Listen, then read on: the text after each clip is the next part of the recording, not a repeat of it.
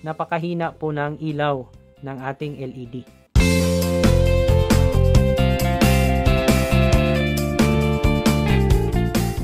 Magandang araw sa ating lahat. Sa araw na ito ay tuturo ko po sa inyo paano mag-calculate ng current limiting resistor para sa LED. Ito po ay meron po tayong schematic diagram. I-actual natin, meron po tayong voltage source dito. Ito po ang ating voltage source. Ngayon, meron tayo ditong LED. Yan po, LED po ito, light emitting diode. At meron po tayo dito dalawang resistor na 8.2K yung isa naman ay nasa 15 ohms. Gaano ba kahalaga ang current limiting resistor para sa LED? Ang current limiting resistor ang naglilimita ng daloy ng kuryente na papasok dito sa ating LED. Para po ang ating LED ay hindi masira kaagad. Ikabit na natin. Katod ng LED nakakonekta sa negative ng battery, yung resistor nakakonect sa positive ng battery. Ngayon, didikit natin ang isang terminal ng resistor doon sa anode terminal ng LED. Napansin ninyo, napakahina po ng ilaw ng ating LED. Ibig sabihin po niyan ay mataas ang resistance value ng resistor na ito. Kaya hindi umiilaw ng maliwanag ang ating LED. Ngayon naman, itry natin ikabit ang ating 15 ohms na resistor. Tingnan natin ano ang magiging epekto sa pag-ilaw ng ating LED. Katod ay ikabit sa negative ng battery. Yung positive ng battery ay ikabit sa isang terminal ng resistor. Yung kabilang terminal ng resistor ay ikabit sa anode terminal ng LED. Pansin po natin, sadyang napakaliwanag ng ating LED.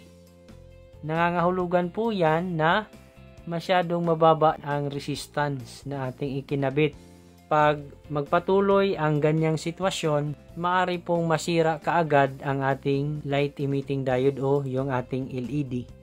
Dahil pag malakas ang ilaw ng LED, nangangahulugan po yan na mataas ang kuryente na dumadaloy sa kanya.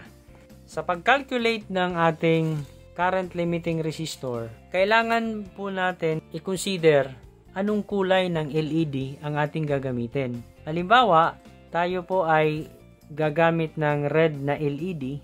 Yung pong ating mga LED ay meron po tayong tinatawag na forward voltage. Yung red LED po ay merong forward voltage na nasa 1.6 volts to 2 volts. Tapos meron po siyang current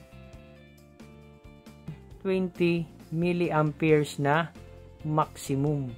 So ibig sabihin po niyan, yung kanyang current ay hindi dapat lalampas sa 20 milliamperes. Pag lumampas po yan, masisira po ang ating LED. Sa pag-calculate ng current limiting resistor na para sa LED, gagamit po tayo ng formula na R is equals to voltage source minus voltage in LED divided by current in LED. Ngayon, kung titingnan natin ang ating sample dito ng diagram, wala pa tayong voltage source. So, gagamitin natin yung actual kanina na ating ginawa. Ang ating voltage source ay 3 volts. So, ilagay natin dito yung voltage source ay 3 volts. Okay po. Tapos, yung current na dapat ay dadaloy sa LED, yan po ang ating tinatawag na current in LED. Tingnan natin sa kanyang data, 20 milliamperes yung maximum. So, dapat yung ating LED current 10 milliamperes.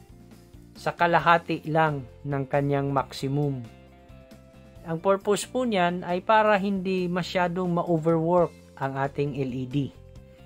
Ang ating LED, meron po siyang voltage drop o forward voltage na kailangan.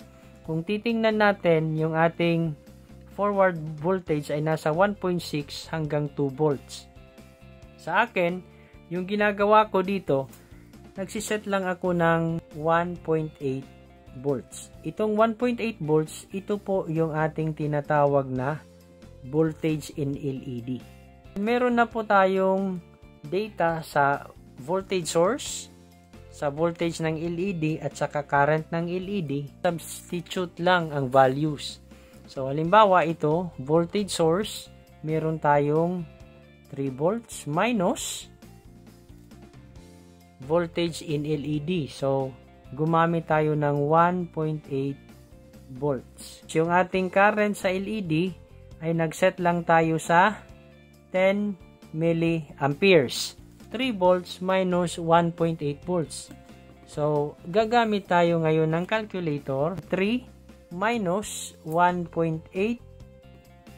Tayo po ay nagkaroon ng computed value na 1.2 volts. 1.2 volts divided by 10 milliamperes. Ay i-convert natin yan sa amperes. O sa ampere.